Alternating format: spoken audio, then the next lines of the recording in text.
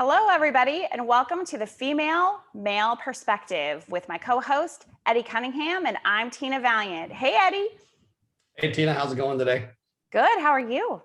Good. I'm actually really excited about this episode. This is something that I talk a lot about. This is something that is probably one of the biggest plagues of relationships and personal growth. So I'm excited for today. I am too. And we may disagree on a few points in this one. People may actually enjoy that. So the title of today's episode is I am not responsible for how you choose to feel. And this is pretty important to you. And I know that you and I tend to feel responsible for how people feel a lot. Yep. It's very common. I don't know if it's a female thing or just a me thing. I'm not really sure. So let's dive into that a little bit. It's a human thing. It's a human thing? Yeah, well, it's taught to us. So, and if you don't mind, I'll just step in and talk about, the things that I've learned about this. When you're born, and I'm going to throw this out there, one of the greatest lies that our society believes is that nobody's perfect. The truth is, a more true way to believe is we are all perfect. We were born perfect. We were taught to be flawed. And there's a big difference in the mindset of that. And that's actually more of a truth. When you're a child, when you're born, you're perfect. You love unconditionally yourself and others. You don't judge. You are what you are. And that's the way you're really supposed to be, but then gain the wisdom of life and experience here on earth. But one of the agreements, so you have a book of agreements and beliefs inside of you that people write into, especially your parents or whoever raised you. And one of the things that you are taught, which is a flawed belief that gets in the way of relationships, is that you are responsible for other people's emotions. And it starts off with, you make me so mad. I'm so proud of you. Oh, you make me happy. And your parents tell you these things as a child it's their way of domesticating you to do what they want you to do and to be who they think you're supposed to be. And so we learn two things from those statements. We learn one, I made my mom, I made my dad mad. I made my mom, I made my dad happy. I made them proud. I made them. We start to believe that we have control over and responsibility for other people's emotions. This is a lie. This is a flawed belief. The other thing we start to do is we converse that to where we actually start believing other people are responsible for our emotions as well. So when we feel angry, it's someone else that's making us angry. So if someone cuts you off in traffic, right? We blame them. Oh, they just pissed me off. No, you chose to get angry. All they did was drive their car in front of your car. Right. And this is really, really, really challenging in relationships. And if you can get two people together that can accept and start living the more true belief of, I am not responsible for your happiness. I'm not responsible for your anger. I'm not responsible for your misery. I'm not responsible for your depression. I am here to be your friend, your partner, and your helpmeet in this, but I am not responsible for it. It is not for my hands to hold. It is not for my heart to fix. If you can do that, your relationships are going to have a lot more peace, and you're going to have a lot more growth together with that. All right. So there's a couple of different directions that I want to go with this. And this might be some of where we disagree a little bit. But first, what I want to go, I like do it like So one of the things that I want to go first with is you talk about agreements a lot in our podcast. So where did you learn about these agreements? Because we've never actually stated where your belief in the agreements come from. Cool. Actually, it came from a pretty low point in my life. I had my first marriage had ended, and I had made some bad financial choices and chasing a job. I ended up living in a car. Lived in a car for about 4 months while I was trying to get back on my feet. And most people didn't know I was technically homeless because I kept myself clean and I worked really hard. But I ran across a gentleman who was a billionaire that owned one of the companies that I was doing sales at. And he took an interest in me, and he gave me a whole list of books that I had to read and a whole list of like jobs I had to be successful in to teach myself and learn about sales and marketing and basically just business. But he said the first book that you have to read and understand that will unlock everything else is called the Four Agreements. And it's written by an author named Don Miguel Ruiz. I have a lot of respect for this man. Completely and fundamentally changed my life. It's a very simple book. It's only about 90 pages or so long. But he gave me this advice. He said, here's what I want you to do. He goes, I want you to take the book and you have to read it twice.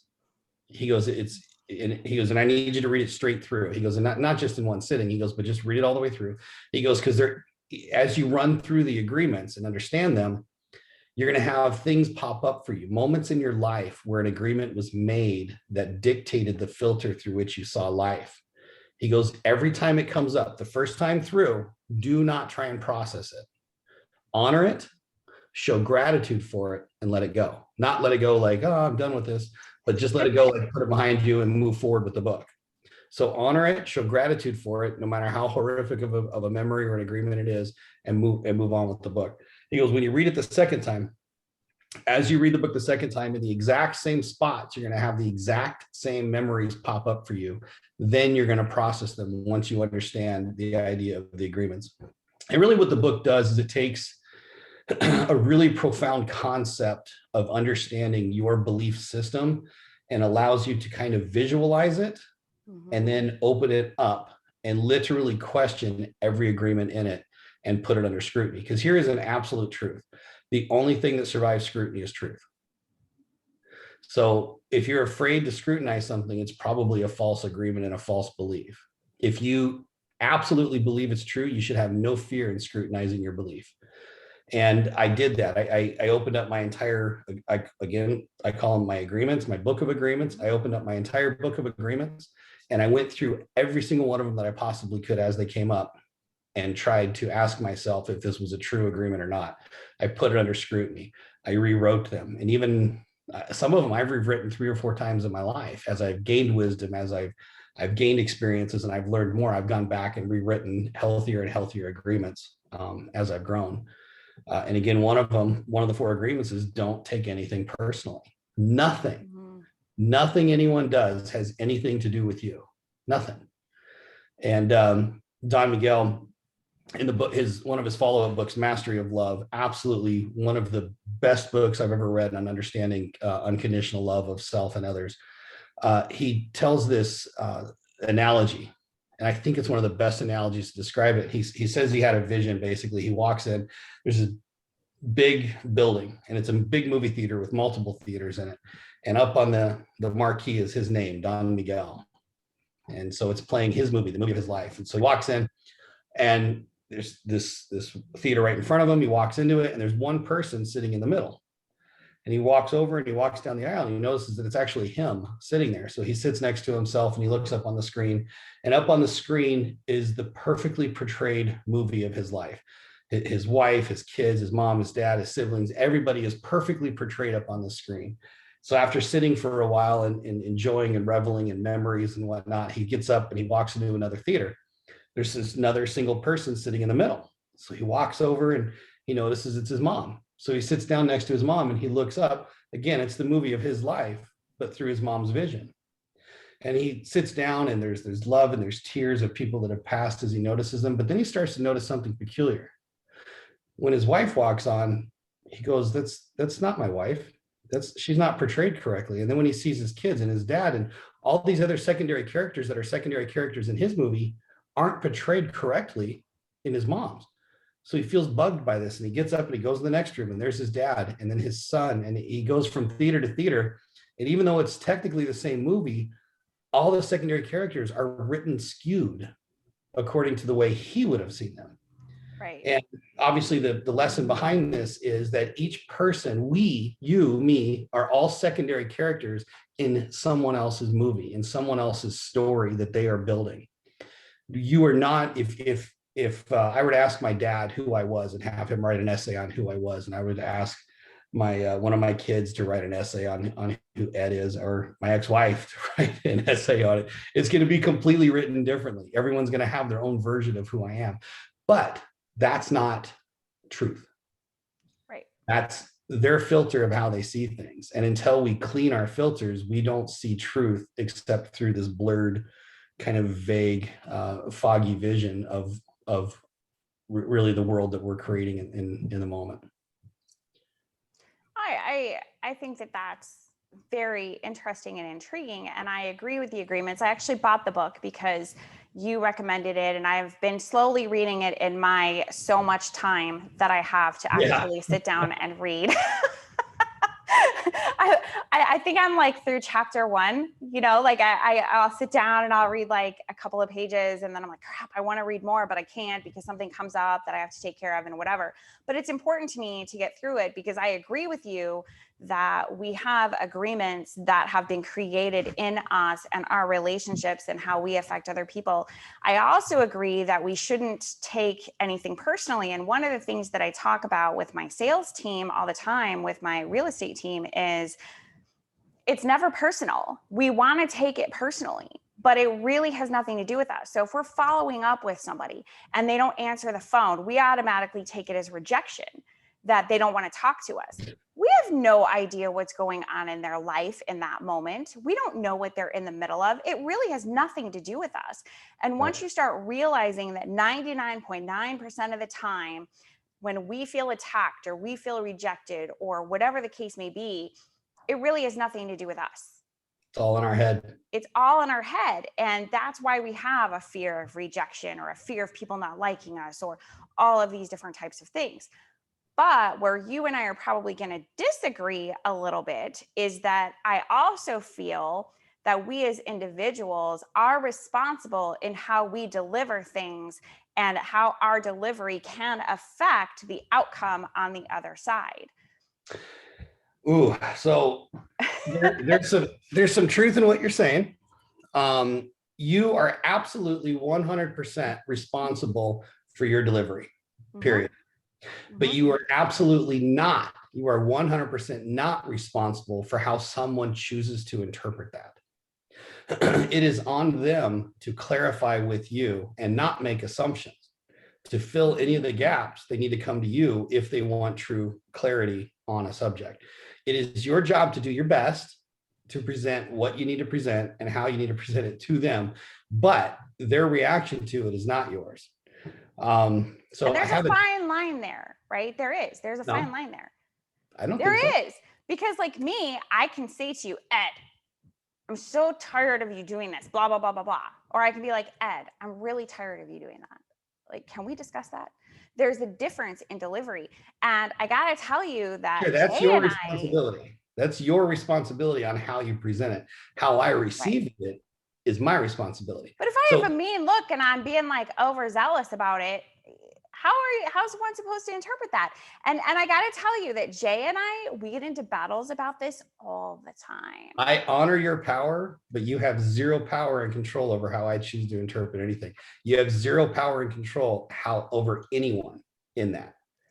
It is ego to think that you, and I'm saying you in general, anybody that thinks that I have the power to make you mad and make you think things and make you, it's ego that says that. Now you could come at me, screaming at me and yelling at me. And it's interesting because I had a relationship a while ago and there's a lot of insecurities and fears that came up for my partner. And it kind of freaked her out when the first time we had an argument and she was so used to everything being a fight. Everything was a fight, everything was going to be a fight. And she had to fight to just be heard. And she had to fight to be understood. And she had to fight. And she raises her voice. She gets real angry. She gets rah, rah, rah, rah. And I'm just sitting there looking at her. I go, are you okay? Did you get everything out? And she's like, well, you must not care about me because you're not fighting with me. Mm-hmm. I said, no, she goes, well, why aren't you even angry? Just taking it all in. She's like, I just said a bunch of angry things. And I'm like, I don't want to get angry. There's no reason for me to get angry. You have a lot you need to get out, get it out. Mm-hmm. But I'm not going to carry it. I'm not going to take on her choice of emotions. And I'm definitely not going to let her decide what my emotions are going to be, or what my reaction is going to be. And her reaction was basically like, I don't know what to say now. Because it takes two people to fight, number one. And I try to reiterate that to my female friends all the time. Listen, if you choose to engage in a fight, you're just as much an active participant in that. Okay. Yep. It takes two to fight. If you don't fight, they can't fight you because you're not fighting.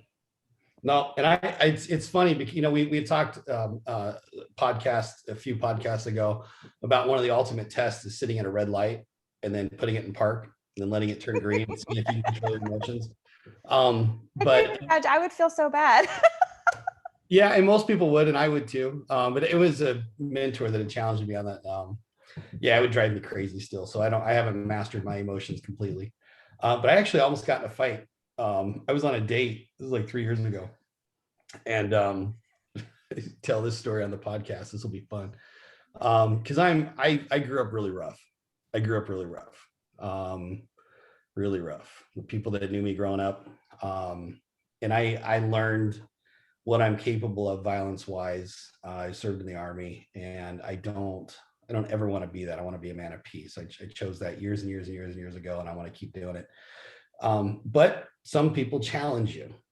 And so I was on a double date. It was me and this girl, her sister, fiance, and we'd been waiting for this pool table. There was only 2 pool tables in this place, so we were eating and talking, and we waited for an hour and a half. Pool table opens up. We play one game, and this big giant redneck dude comes walking over, and he goes, "It's my effing table," and I go, "Okay."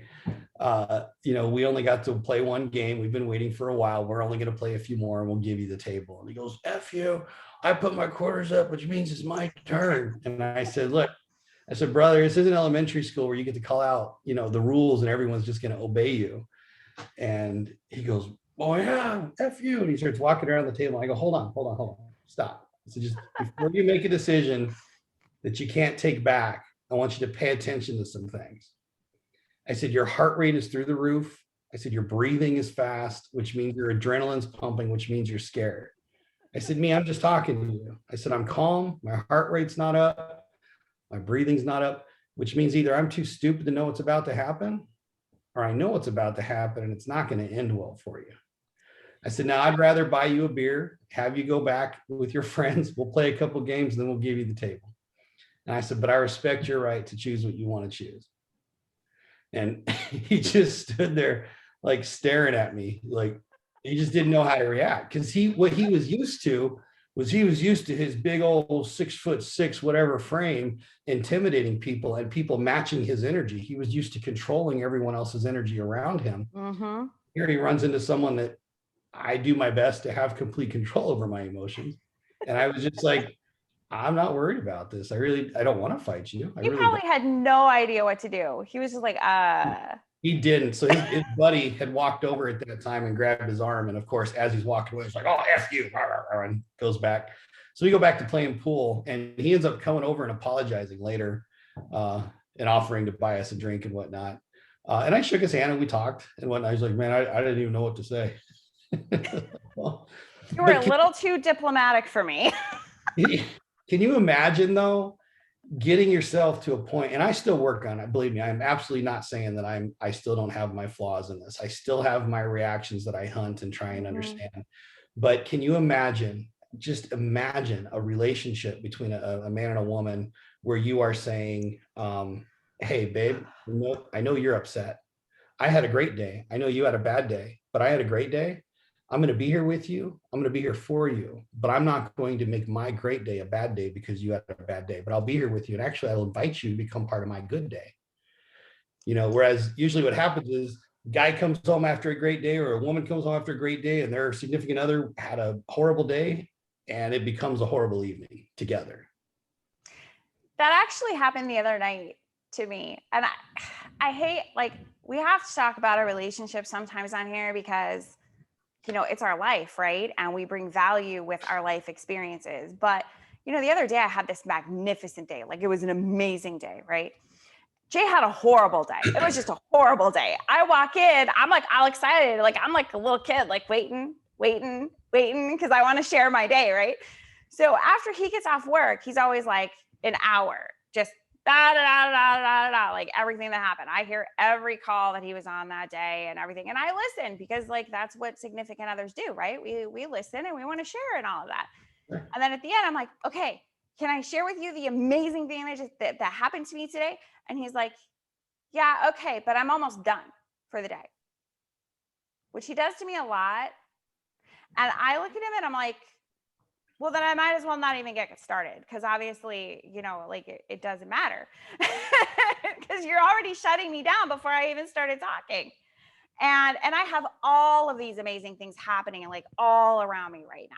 Like every day I have something so cool that is happening to build my world now that we're opening it back up again and stuff like that. And I try to contain it because I don't want to flood him with all of this stuff either, right? I just don't. So Sure. then finally he's like, no, I didn't mean for you not to tell me. I just want you to know that I'm limited on brain capacity at this point. Now that's actually, even though it might not have seemed fair, that's actually a pretty mature thing for him to, one, recognize it himself, and two, to express to you. But it's daily. I get it. And have you ever heard of the spoon theory? Yes, I know. And I even brought that to him. And I'm like, so basically, what you're saying is you don't have any more spoons. I didn't really have any more spoons either, but I just sat here for an hour listening to you. Right. And I don't have an hour of things to share with you, but if you shut me down before we even start, why start? Sure. You know what I mean? So, but at that point, he's like, no, I want to hear about it. I want to hear about it. And then he picks one thing out of what I told him and turns it into a negative because all the stuff in his world was negative. So he's almost like sitting there like a little kid, like waiting for something to hold on to that he can spin into this whole negative thing. And I didn't even see it as a negative thing. So finally, at the end of all of this, I look at him and I'm like, okay, I had a really amazing day. I'm sorry that you did not have an amazing day, but I will not allow you to take something that happened in my day and spin it into this negative thing that doesn't even really exist. So I agree that we're done for the day. You're clearly out of spoons, and that's fine. And let's just eat dinner because I'm not going to allow you to take my day that I had such a great day and turn it into something negative. I'm Were you both, excited and I'll share my excitement with other people that want to be excited with me. were you able to set that aside and have a good evening together? No, then he ranted for like an hour because like he was upset that I said that. He wasn't in a good place and it's fine. He's sick. So he had just started getting sick and now I understand kind of where that was coming from. But I'm not willing to allow that to affect me anymore. I am the person, and you and I have talked about this, like I'm the person that if he's starting to get irritated or other people, they're starting to get irritated, they're starting to get worked up, I'll sit there and just be calm and take it all in and almost like put little pieces of information in my back pocket so that I can ask more questions in a little bit when the rant has stopped. And not just with him, like with anybody. And then at the end, I'll be like, okay, so I heard everything that you said. I have some questions regarding some of the things that you said so that I can understand a little bit better. Is that okay? And if he's angry or in a rant, he can't come down to that level. Like he's just going to keep on going until he keeps getting himself worked up more and more and more. And I refuse to fight. I have fought most of my life. And I'm in a place in my life where I'm not going to fight anymore.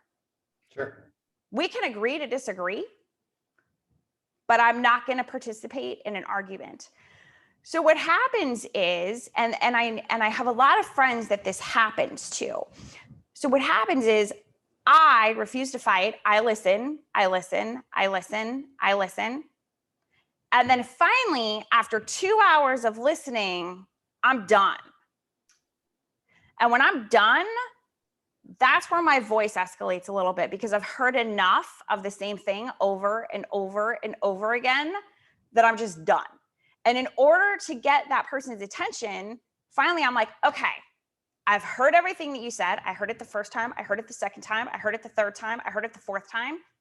Now I'm going to tell you that I'm done hearing it over and over and over again like I didn't understand it the first time. Mm-hmm. I've listened to you vent. I've listened to everything that you've said.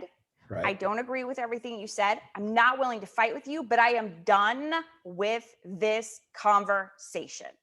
Yeah. Well, and choosing to not fight is not a bad thing, especially if, because I choose not to waste my energy on things that my energy is not going to be returned and is not going to be used. Well, that's just it. Where are we going with it? If I argue, it's just going to keep on going. Right. There's sometimes, and that's, the thing is I've had relationships where, because I wouldn't fight, she thought I was emasculated. She thought that I was scared to fight. She thought that I was scared to, and I couldn't get it through to her that, like, no, you've said your piece. I've said my piece. You're angry because I don't see it your way. And you think that, again, this is an ego thing. If you believe that the reason someone disagrees with you is because they don't understand you, it's your ego telling you that. I can understand you and still disagree with you. But some people are so stuck in their self-righteousness, in their self being right, that they think, oh, if you don't agree with me, it's because you don't understand me. So I'm going to try harder to make you understand me. And again, this is where you just can't take things personally. Because it has nothing to do with me. No, it really does. And if they're so stuck in seeing things the way they want to see things, it's kind of like being a parent. I mean, you've got your kids. Your job isn't to make your kids understand everything. It's not your job to make them never make a mistake. Your job is to offer them wisdom, offer them counsel, offer them experience, and then let them make their own decisions.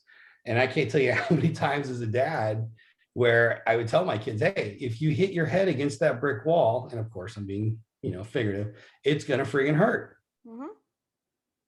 And then I let them go hit their head against the wall. Mm-hmm.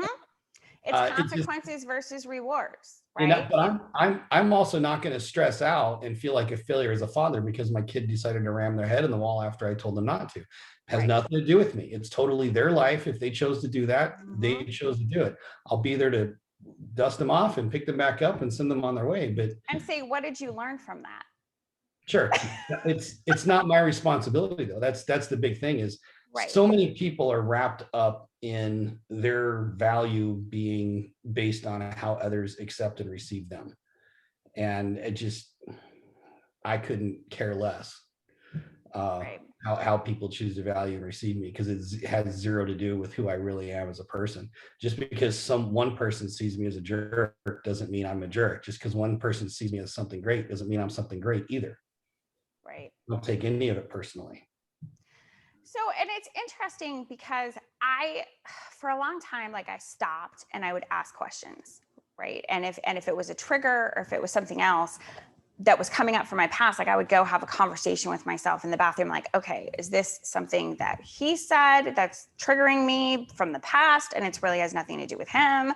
Is this a personal attack on me? And I'm like, how am I going to react to this? Like, what is going on here in this moment? And I would have to rationalize with myself because I would feel myself getting angry. And then I had to go and stop and look at myself in the mirror and be like, why are you feeling angry? What is it that's being triggered right now in you to create this emotion? This is your emotion.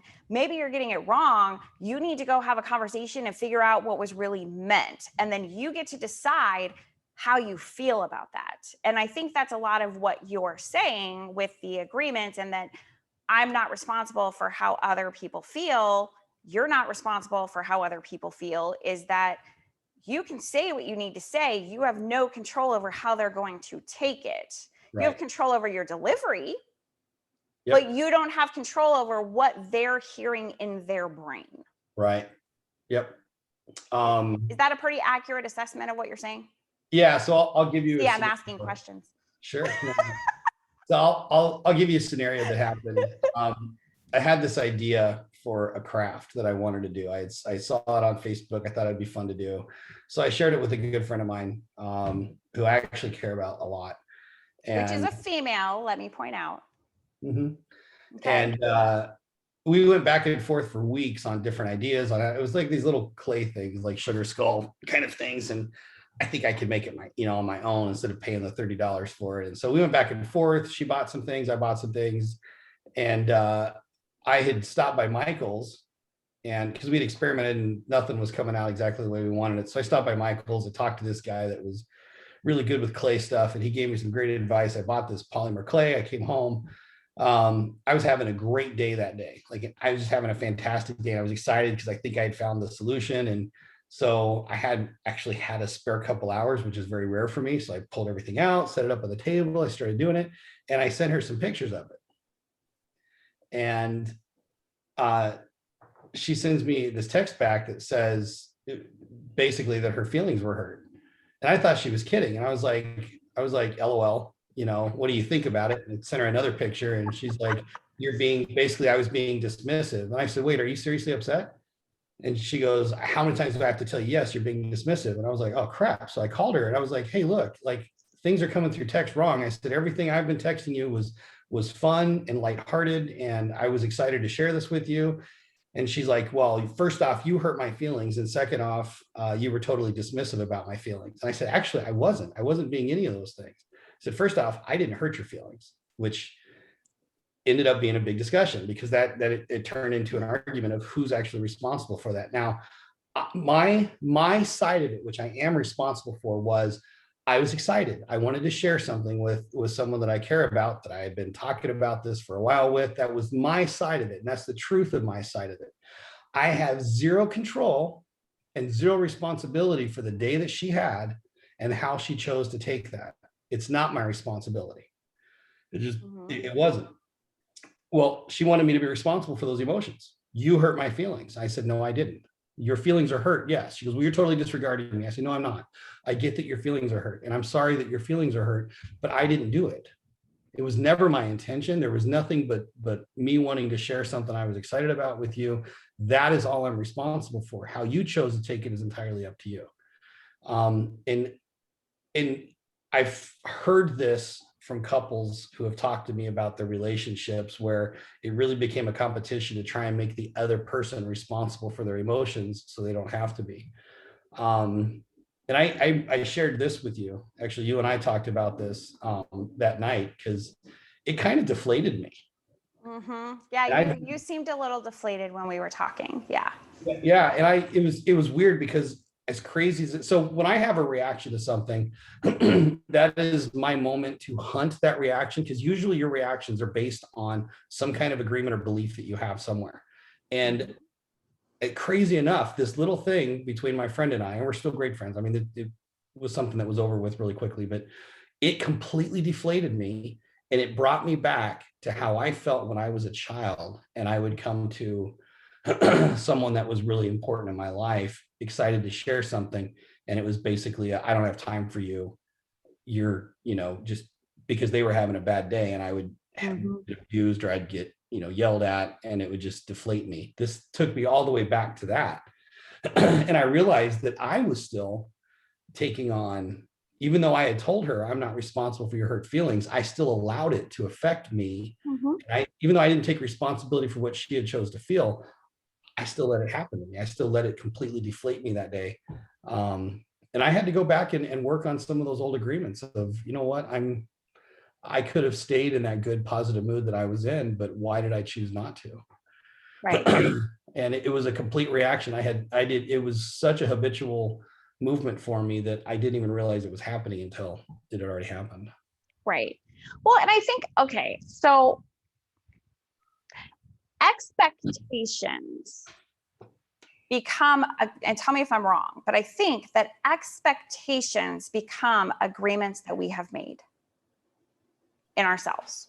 So if we have an expectation of a relationship, or we have an expectation of a friendship, or we have an expectation of a working relationship, we have created this agreement in our mind that that's how it's supposed to be.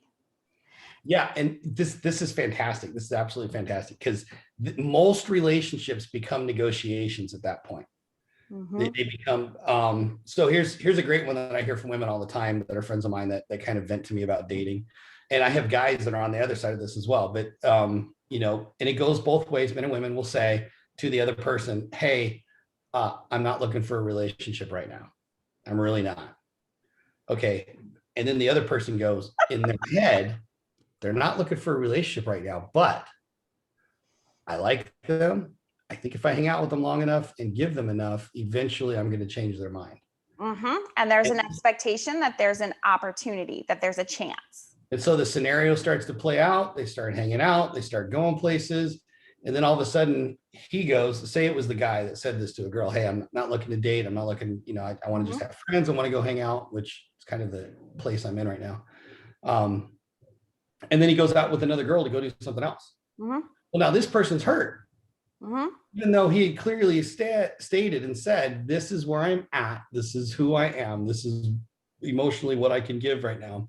That other person starts to create their own expectations on what they want. And they start taking the things that he does or they do together and make it mean what she wants it to mean. And guys do the same thing. So I'm in this scenario, I'm just using a guy and a girl, Well, but but I've seen wait, the opposite here. it also is based on the other person's actions versus their words. And this is where you and I agree to disagree, because I'm like, okay, you're out there, you're in the single world, Yeah. okay? And so we're going to take you, for example, the guy, right? Yeah. The guy is like, no, I don't want a relationship. I just want to be friends, blah, blah, blah, blah, blah. And then all of a sudden, the girl is hopeful, but she's like, okay, at least I get to be friends. Like, I'm going to do this, right? And then there's all these mixed signals that come across. They're literally mixed signals, like, well, yeah, I had lunch with somebody yesterday and it was a female, and this is why I had lunch with them. Only a boyfriend gives explanations why they're having lunch with somebody. A friend does I, not give I explanations. agree with you that is how you see it. So, and this is where we agree to disagree, Because because this is if you you set, interpreting it through your filter. well, but here's the thing: if you set a boundary, there's a boundary. We are just friends. Sure. Period. End of Sure. story. We are just friends.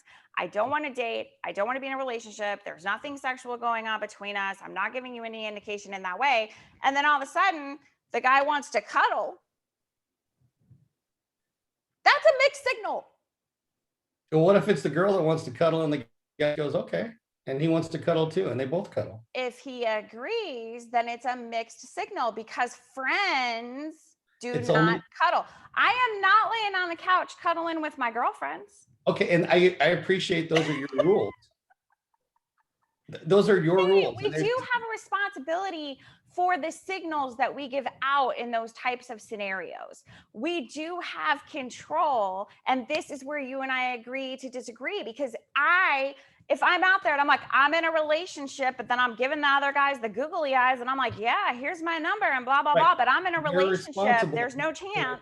You're responsible for what you do and how you present it, but you are not responsible for how other people choose to take it. Okay, if I'm being flirty and I'm giving my number out, even though I'm in a relationship, and I say I'm in a relationship, and I'm giving all the signals Sure. that I'm free and up for grabs, I'm responsible for that. Sure.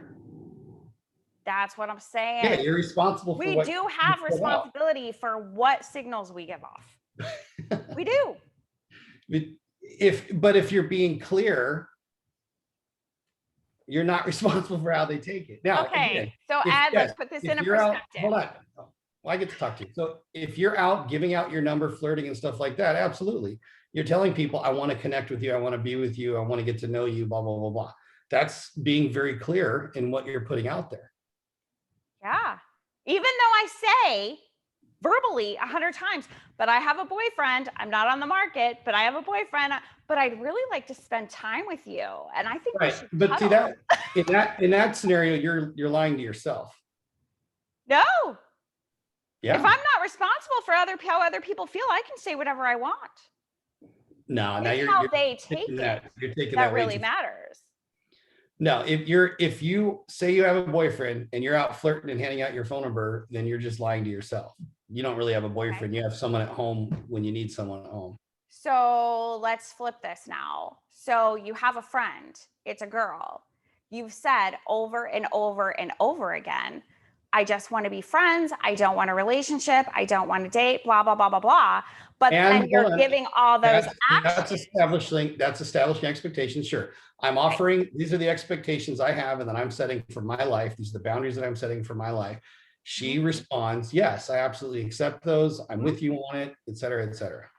But then your actions say otherwise. What Then your words, who's really lying to who? Are you really being true to yourself by going against the words that you're saying? I don't understand how you're going against the words that you're saying. Because your actions show otherwise.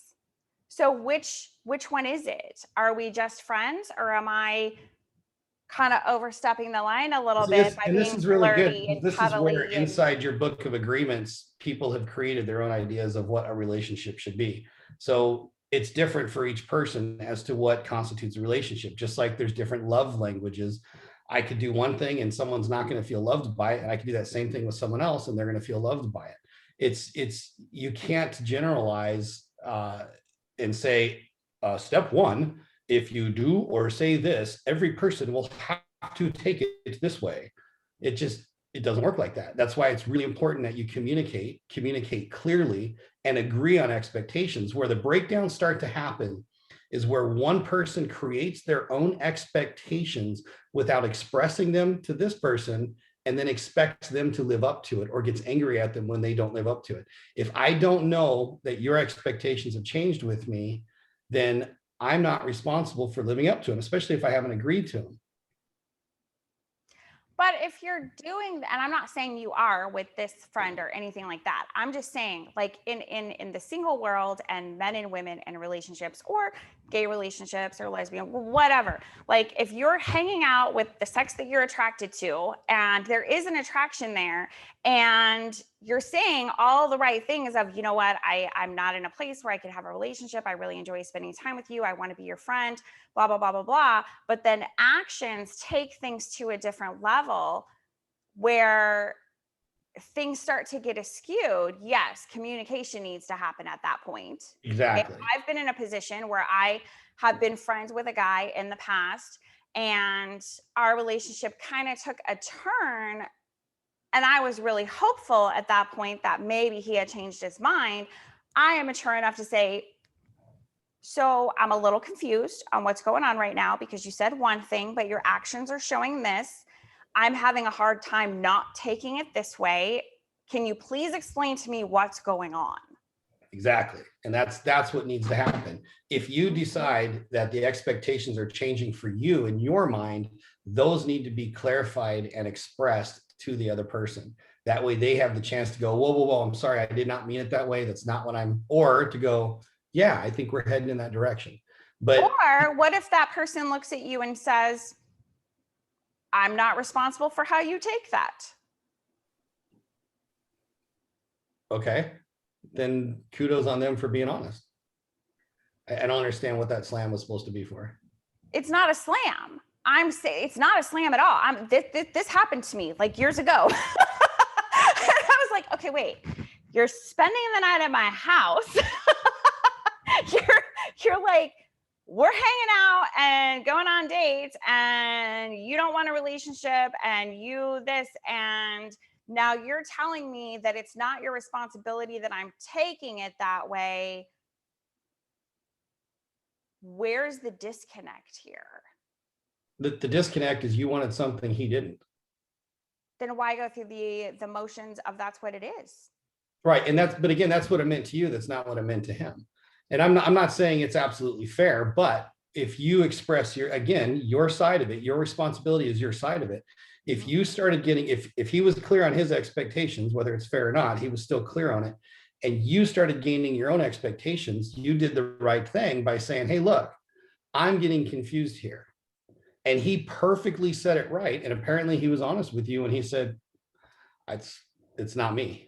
I mean, he was telling you he wasn't where you were. He wasn't like, taking. so you're not doing X, Y, Z. He's like, no, I am. And I'm like, so you're like that with all of your friends that are girls? Okay. So I had to put a boundary in the sand for myself. You know what? Yeah, I care about you. I appreciate you. I cannot hang out with you right now. And like I said, at least he was being honest with you about where he was and wasn't at. Mm-hmm. Now, was it kind of jerkish of him? Probably. But at least he was open with you enough to tell you that, yeah, those things, even though they meant it to you, they didn't mean it to me. Well, and the cool thing is once we had that conversation and kind of set things in stone and, you know, I'm like, I can't have the miscommunication going on because I'm developing feelings. And he openly admitted, he's like, I have feelings for you too. And I'm like, okay, but if we're not going down that way, I can't keep doing this to myself. So Number one, I'm going to have to not see you for a little while so I can get my feelings in check. Number two, when we do come back together, there needs to be very clear boundaries on our friendship. Because if we're friends, these are not things I do with my guy friend. And those boundaries have to be expressed and agreed on. That's huge. And this is, again, where most people fall short, is they don't express it. They create these expectations. It doesn't matter what sex you are. You can be male or female. It doesn't matter. It goes both ways, because women do the same thing, men do the same thing. Right. If you are not being clear on your side of it to your partner, whether they're a friend or not, that's your responsibility. And if you create expectations and allow yourself to get let down because those weren't met or agreed upon by the other person, that is your responsibility. Right.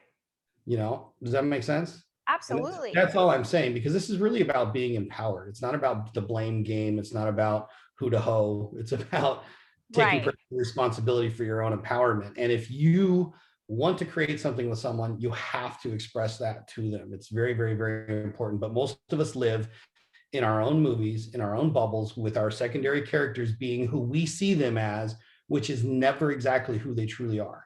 Period. I don't care how long you've known someone, how long you've been someone. I don't care if you met in 5th grade and got married in high school and have been together for 70 years. You still will not 100% see that person for the truth of who they are. Right. Mostly because we're changing beings, but it's just the way it is. You will always have that filter through which you see things, which really the goal of self-mastery is to remove the human filter that was put on you on how to see things and align yourself more with the truth, the gospel, the belief system that the universe runs on, that makes us the powerful beings that we are. Right. And that's really what I wanted to come out in this episode was, okay, so if you're in a situation, whether it's a relationship, a friendship, parenting, whatever, that no, you're not ultimately responsible for another person's feelings and how they take something. You're not. But at the same time, if communication occurs, owning our part, because we all have a part to play, we all have a role in everything that transpires. We're not blameless in anything. And we're not totally like up here on anything either. When there's a situation where there's a miscommunication, both people play a role. Both people have a part in that. And maybe it's just that there wasn't an understanding of how it was being taken. Right? It was a miscommunication on the understanding side of it. For me, but I will disagree with you that it can be one-sided. Because again, I can only be as clear as I can possibly be clear. How someone chooses to take that's up to them, and vice versa. If somebody's expressing something to me and I use any part of my filter to fill in gaps on my own, that's my responsibility for not clarifying. And again, one of the 4 agreements is don't make assumptions. And we tend to do that. People will give us a little bit of information. We take our filter and we fill in the gaps, and that's our responsibility. So if someone's being very clear with me, or doing their best to, and I'm not receiving it clearly, it is my responsibility to clarify and have follow-up questions and ask until either we're exhausted or until we've exhausted every possible scenario and we are crystal clear and in aligned on what those expectations are. But and when I say that we have a role to play, it may even mean that maybe we didn't clarify something enough, or maybe there wasn't enough questions asked, or maybe whatever the case may be. Everybody has a role to play in relationships.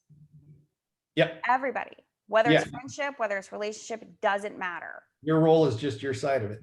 Right. You're not responsible. You're only responsible for your half of the relationship. You're not responsible for them. You're not and that's what I've always told my children. I agree with you. I've always told my children that, like, listen, you are angry with this person, okay? You have a right to express how you feel, your feelings. You are not in control of what they do with it. They can apologize, they cannot accept ownership, they can whatever. These are your feelings. You're expressing your feelings, period. End of story. You have no control over the outcome.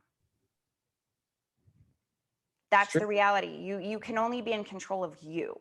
And I tell people that in relationships where, you know, they're married, things are kind of falling apart, there's anger, there's arguments, there's all this stuff going on.